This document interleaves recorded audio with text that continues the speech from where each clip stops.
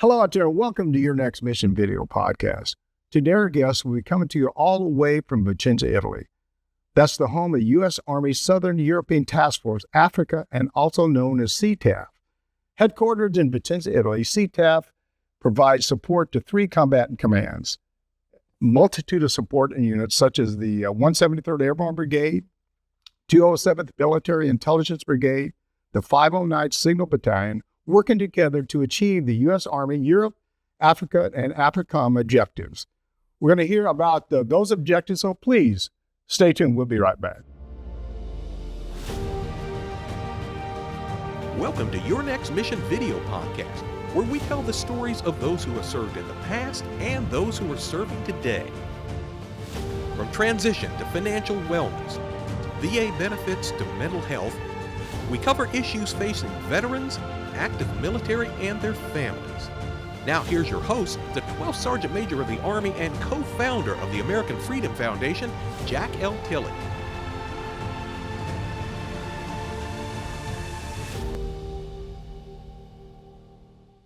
Thanks for joining us, and thanks to all of our veterans, service members, and families for your service to our great country. Now, before we get started, I personally want to thank our presenting sponsors, Navy Federal Credit Union, whose members are the mission, Purdue Global, where you can start your comeback, and USA, whose mission is taking care of the military community and their families always. With additional sponsorship from Blue Cross Blue Shield FPP Dental and Blue Cross Blue Shield FPP Vision. Together, they make your next mission happen. They love our veterans and families. I say it every week. We love them too. Today, we're going to talk with the U.S. Army Southern European Task Force, Africa Command Sergeant Major, to learn about CSTAF and how they contribute to global deterrence and stability operations across Europe and Africa. And I'm excited. Anytime I'm talking to a Sergeant Major, I'm excited to welcome all the way from Vicenza, Italy, Command Sergeant Major Chad B. of U.S. Army Southern European Task Force for Africa, also known as CSTAF. To me, I'm an old guy. I got to say CSTAF. Go ahead, Sergeant Major. Welcome to the show. Hey, good afternoon, SMA. Good to be with you. Well, it's good afternoon for you, but it's good morning for me, so it's good to have you on the show. Right. Hey, look here. We got a lot to talk to you. I'm excited to talk to you all the way from Italy, but before we get started, how about taking about a minute or so to tell the audience just a little bit about yourself? All right. First off, I appreciate the invite, SMA, to be a part of the show. So my name is Chad Harness, and I've been in the Army for about 24 years now. I actually started my career off here in Italy 24 years ago. I was a young private stationed with the 173rd Airborne Brigade, which is right across the street. Outside of that, just back and forth from states back over here, spent a little bit of time in TRADOC and a lot of time in airborne units. And then now coming back here, I've been here for about 9 months in position as a Southern European Task Force Africa Command Sergeant Major. Great to be here. There you are. Are you an infantry guy, infantry background? Is that you? I am, SMA. I was actually raised as an 11 Charlie, and then I transitioned to 11 Bravo as a sergeant first class. Yeah. Hey, it does work. Well, you're talking to an old armor guy, so this may be a little screwed up for you. I don't know. I don't know if we can get through this. Hey, before we go any further, I want to wish CSTAF, I guess it's 70th birthday. Is that correct? That's right, SMA. Yeah, 70 years this October. Well, I know the 173rd, quite has a great history. Because I don't know if you know this, I was in the 173rd for a very short period of time, about 6 days during Vietnam. I come out of jump school. I went to the 173rd. They had a big battle in the 1st Infantry Division, and then sent me to the 1st Infantry Division. So I it's a great unit. I know it's a great unit. And again, I appreciate you coming on the show with us. Hey, would you tell us a little bit about your history? Sure. So again, 70 years, right? Come October 1955, we started out in Pisa, and we've kind of been all over Italy. But interesting enough, 70 years total spent only in Italy, which I think is kind of unique for a single command to have spent all that time in one country instead of bouncing around back and forth. But I mean, we've done everything from humanitarian aid, helping out different elements across not just Italy, but the local countries as well. And then we also, took part in Operation Enduring Freedom, when the 173rd jumped into Iraq. Southern European Task Force also went to Iraq with them and then spent a little bit of time in Afghanistan as well. So a little bit in Europe, a little bit now in CENTCOM. And then we also transitioned early 2000s under the umbrella of the African Command, AFRICOM. And now we spend, about half our time in Africa with different mission sets down there as well. So we now belong to really two larger combatant commands, but we answer to three when it comes to mission sets. Yeah. I know you guys are really a quick reactionary force too. You've always been a quick reactionary force. You guys, so you probably deploy a lot of times at very short notices. Hey, what's the primary mission? I'm going to try to SETAF-AF. I'm going to try to say that as much as I can, but how does it support the U.S. national security interests, both in Europe and Africa? You like you just said, you have three hats that you got to fall under. So what's that mission? Right. So first off, SMA, we support the national security interests by building readiness. I think that's really our number one key thing is we build war fighters. And then we also, like you said, crisis response, that is one of the larger umbrellas for us.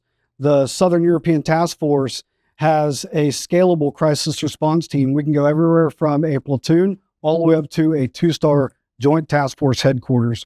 And an overall global deterrence. I mean, we don't consider ourselves focused on one or two continents, but we can deploy worldwide in support of Army missions. Yeah, I don't know if it's classified, it probably isn't, but you probably have a couple of units that probably have within 24 or 36 hours to be out of there and be somewhere. Is that correct? Yeah. Right. Yeah. That's right, SMA. Yeah, I don't forget too much. I remember a little bit sometime. Hey, what is CTAF uniquely positioned to contribute to global deterrence and stability operations across Europe and Africa? You probably just answered that, but any more to add to that? Sure. I mean, so we're located directly south of the Alps. So if you think of Europe holistically, there's that borderline of the Alps. We are south. We're about 45 minutes to an hour away from Venice.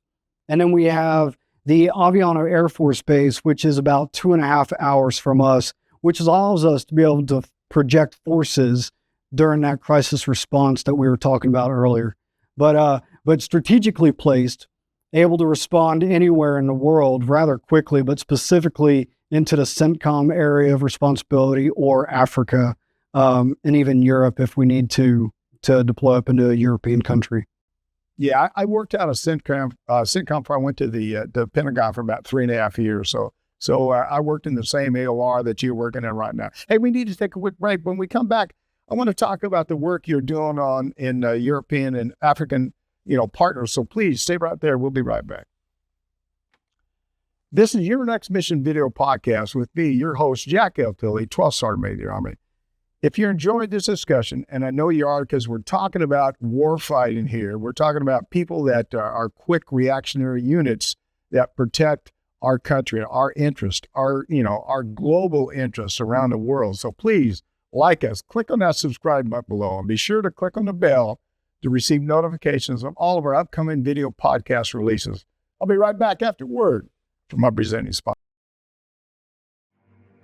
You're watching Your Next Mission Video Podcast, proudly presented by Navy Federal Credit Union, the most trusted credit union owned by members of the military community, serving all branches of the armed forces and their families. Learn more at NavyFederal.org. Their members are the mission. Purdue Global. You're ready for a comeback, and with Purdue Global, you can do more than take classes. You can take charge of your story, of your career, of your life. Earn a degree you can be proud of and get an education employers respect. Start your comeback at purdueglobal.edu. And USAA. A promise is a trust not to be broken, whether spoken with an oath or sealed with a pinky. And after 100 years, we're still taking care of the military community and their families. That's our mission, always. Now back to your host, the 12th Sergeant Major of the Army, Jack L. Tilley.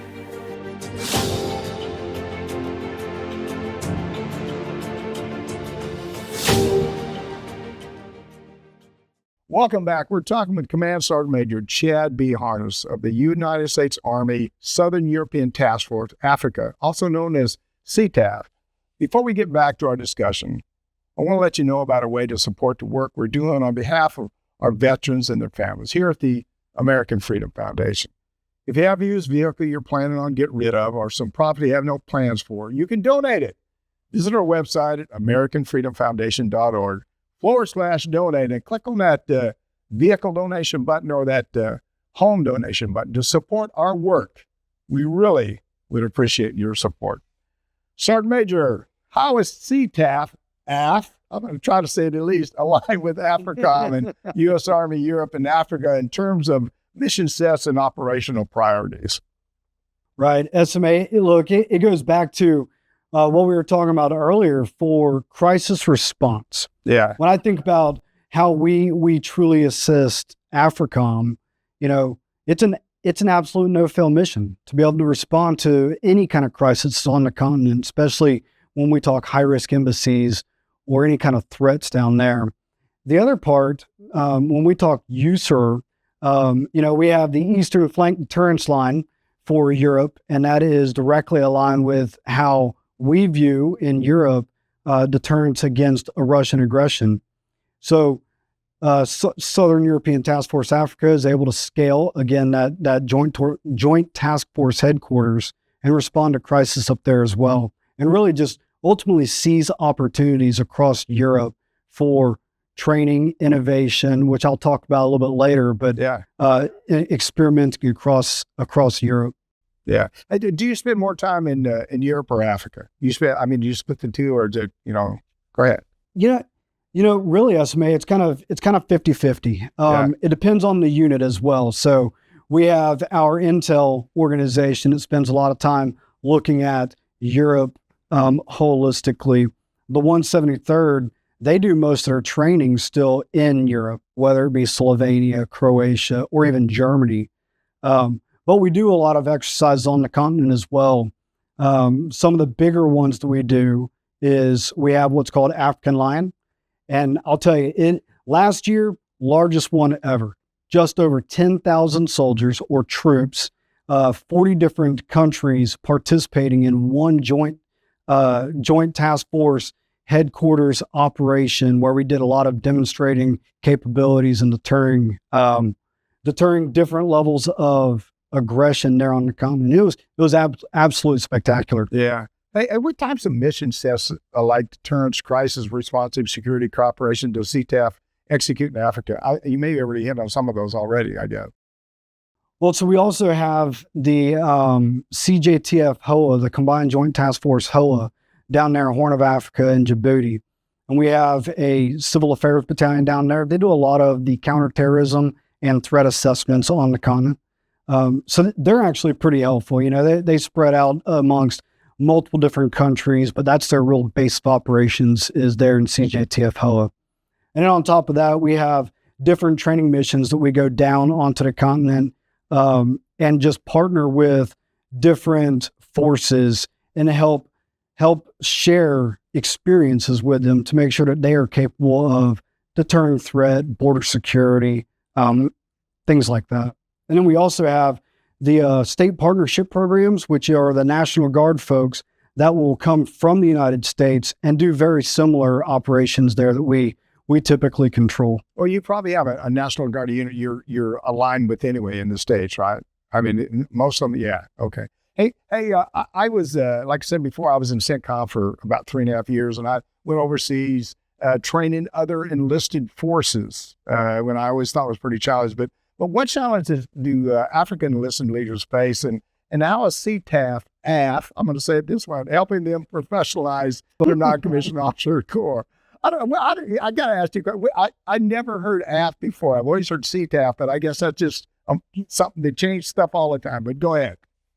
Right. So I'll tell you, the AF came about 3 years ago when we had a true focus with the headquarters itself more on the continent of Africa. So as far as the African countries, when you look at their NCO Corps, I think about our force, and our force is very mature. It's experienced, 250 years old of an army, right? I mean, it's an outstanding non-commissioned officer corps, strongest in the world. And the chiefs of defense across most of the African countries, they look at our NCO Corps as, that's something that we want to emulate. So what we typically do is we'll go down there and perform some different levels of assessments on where their enlisted population is.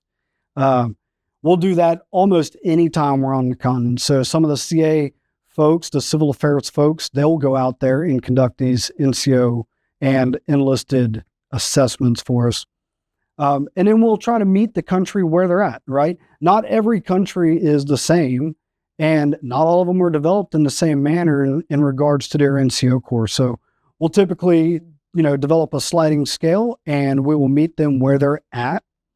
The other part that we try to do, so every year, the Southern European Task Force Africa hosts the African Land Forces Summit, ALFS for short.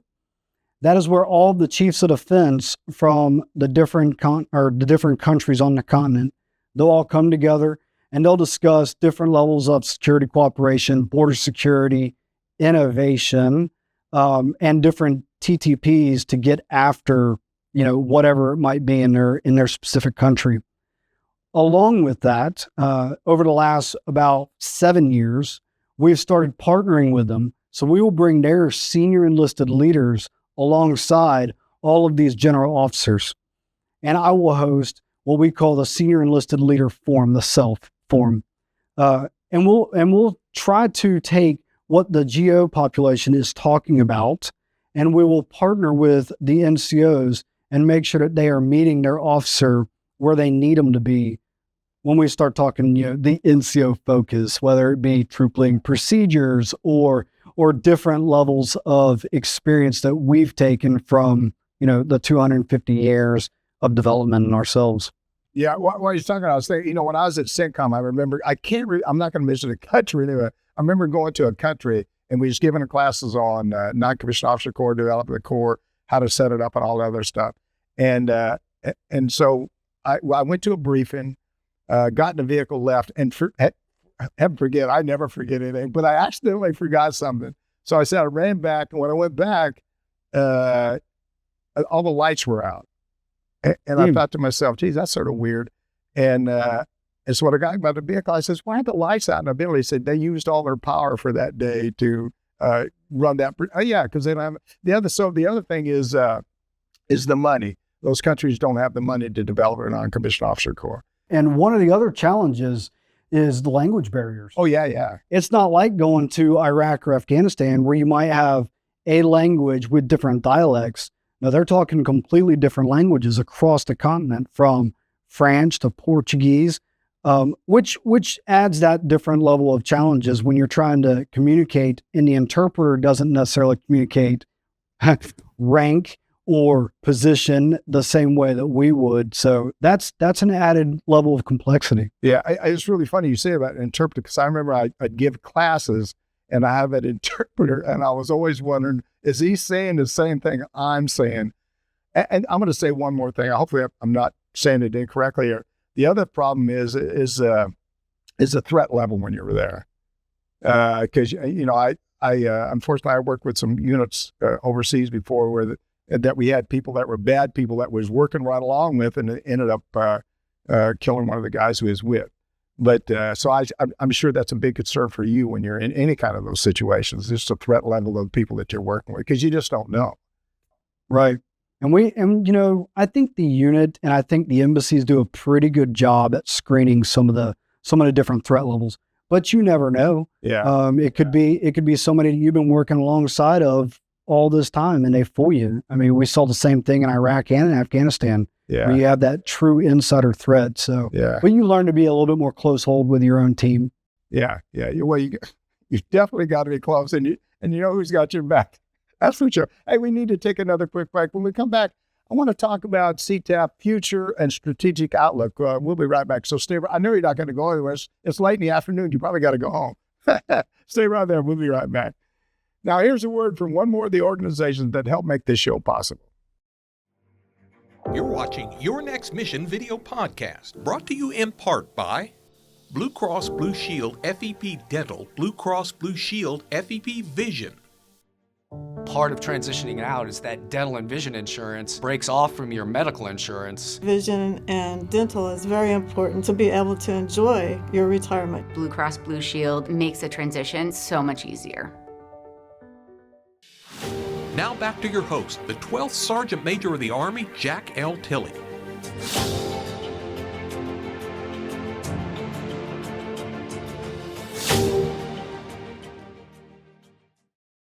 Welcome back. We're blessed to be here today with Command Sergeant Major Chad B. Harness of the U.S. Army Southern European Task Force, Africa, also known as CTAF. Remember, this is your show. We know there's so many issues that directly affect you, and we want to address each and every one of them.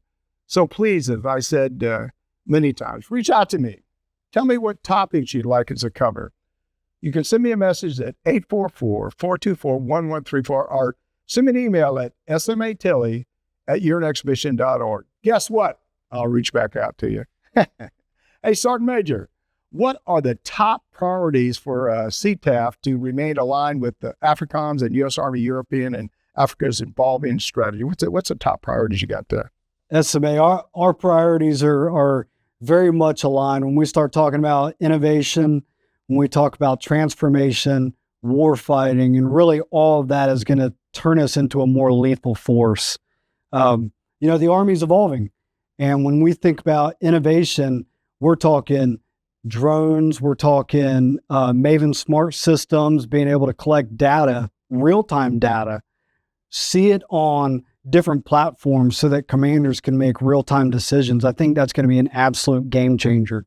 And then the 173rd that you knew back in the day, they're transforming right now as well. They're turning into a mobile brigade combat team. So they'll be receiving different vehicle platforms, still remaining on airborne status, but able to have different speed on the battlefield that, we traditionally haven't really seen. And then overall, again, goes back to our ability to respond to crisis. When I think about war fighting, I think from this headquarters as being a joint task force headquarters, and we're going through that process to become a joint task force validated headquarters, so that we're really able to, respond to any kind of global threat. So, and then all of that tied back into lethality. Everything is about training that war fighter for the next generation. Yeah, I would probably think that you guys use a lot more drones in your capabilities and stuff. I'm sure that you do a lot of drones with the CTAF and stuff. And I think the vehicles that you're probably going to use, I don't know if you use Bradleys or 173rd. I don't know. I think the 173rd of the time, this is used to go at armored personnel carriers just to move infantry around. So when you start talking about putting an infantry person on the ground, that's a lot of weight you got to carry and a lot of ammunition, all that other stuff. So it's just smart to move a little quick, stop, deploy, and then do exactly what you got to do. And then the other thing that you got not a problem with is nowadays just clearing towns out and cities and villages. I did a little bit of that in Vietnam. That's scary work because you just don't know what's coming around the corner, especially when you're talking about what kind of threat, what kind of booby traps and all that other stuff. I guess that's I probably asked you. Maybe I'll ask you what's a normal day as far as training in 173rd? What do you guys really focus on in your training daily? Well, so I'll tell you, they actually just finished up their expert badge training. So they went through. Remember the traditional EIB, expert infantryman's badge that you got and I got. Yeah. No, I didn't get one. You got it. I didn't get one. Okay. Well, they went through that. Along with the expert soldier's badge for the non-combat arms MOSs. So they start off with, the basics. You got to master the basics. Be brilliant at the basics. That's what it really boils down to. And then going into your standard collective training, talking about fire team live fires, squad live fires, going all the way up platoon, company live fires. Really the culminating piece for the 173rd specifically is that night live fire at the company level, being able to master that. And then later on next year, the brigade will deploy to Hohenfels training area up in Germany and execute their collective training event, which is going to be spectacular. CTAF, we we'll provide hierarchy over it, and really all entities are going to get a great training event. Yeah, I tell friends all the time, the infantry, the Army, the infantry, all units in the Army now control the night. We control the night. We can do things at night. We can see things at night that nobody else can see. And that really gives us a big advantage. The other thing I'll tell you about is I don't want to get too deep into this, but the fact that we are so good with our small arms, our weapon systems, and we're so accurate with those weapons and our snipers and all the rest of the stuff. So I'm just certainly proud of what the Army does all the time. Hey, I could probably talk to you about 3-4 hours. I'm having so much fun talking to you. Hey, as we come to a close, I want to again wish you a very happy 70th birthday. And how does CDF plan to celebrate that? I mean, did you got any special plan for celebrating the birthday? Well, first, SMA, I will give an absolute shout out to the Italian country. Look, that's 70 years in one location, and this bond, this community that we've been able to build with the Italian population is absolutely spectacular. So I give a lot of thanks to the Italian country. And then ultimately what SETAF-AF plans on doing is really just going to be a big cake cutting ceremony and breaking bread with some of the community leaders and the different command teams across the force. So we're looking forward to it. There you go. Well, again, happy birthday. It's a great day. It's always good to celebrate things like that and never forget your history of this great unit. This has been a great discussion. Any final thoughts, anything maybe you want to share with the audience that you hadn't told us about? I mean, told us a lot already, but anything else you want to share with them? Hey, SMA, again, I do truly appreciate you allowing me to come on this podcast and, tell the world what SETAF is, who the Southern European Task Force Africa is. Ultimately, we're a dynamic command. We're aligned to 3 different combatant command areas of responsibility, and we provide a joint task force headquarters that's able to respond to crisis, and that's really a big deal for us. So yeah. I truly appreciate the audience and look forward to seeing this. Well, you come back sometime. You want to come back? Tell anybody over there. If you got a story to tell, please tell it. The other thing I tell people is we don't, the Army, probably none of the services, we don't tell our story enough. And guys like you, and I'm really glad you came on the show, guys like you need to tell the story so people understand the kind of sacrifices our military goes through and what they do. I mean, there's a lot of stuff you can't tell them, but you can tell them about the things your daily life, what you're going through, and what your family's going through, what your kids are going through and stuff. People just don't know much about the military. The other day I was talking to somebody and I was reading a little article and it said only 6% of the people in this country ever served in the military. And there's only about 18 million veterans out there now, and that number is going down all the time because, unfortunately, we're getting smaller because of technology in some cases. So, but it is what it is. But again, I appreciate you coming on the show. You did a great job, Sergeant Major. God bless, and tell you, Commander, and all those guys. I was in the 173rd for a short period of time, but it's still a part of my life. God bless you. Appreciate it, SMA. Thank you very much. Thanks again to Sergeant Major Chad B. for being with us. I'm Jack L. Tilley, 12th Sergeant Major Army, and you've been enjoying Your Next Mission video podcast, and thank you for joining us. Log on to our website at yournextmission.org, and while you're there, you can visit our nonprofit and corporate partners who have jobs and services available that can assist you in your transition from the military. And check out our job board in partnership with Recruit Military and Upline, where you can create your own personal profile that will match you with just the right job in real time. You can follow me on my personal social media pages, Facebook, X, Instagram, YouTube, LinkedIn, and Rumble.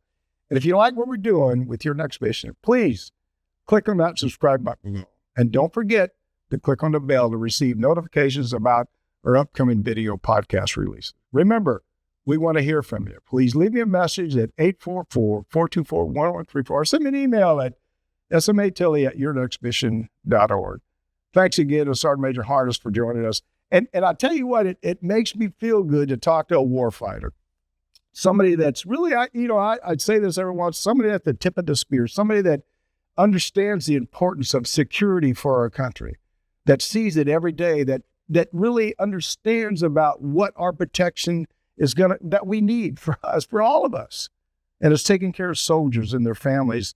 He really is at the tip of the spear, every day, making sure that we're safe, that we have the freedom that we want each and every day. You know, he's a tough guy, a great soldier, and wants to do everything he can for our great country.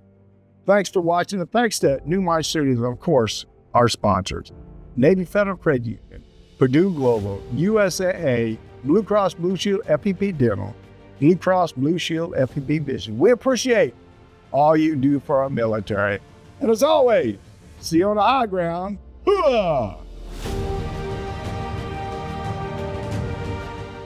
You've been listening to Your Next Mission, brought to you by the American Freedom Foundation. Learn more by visiting yournextmission.org.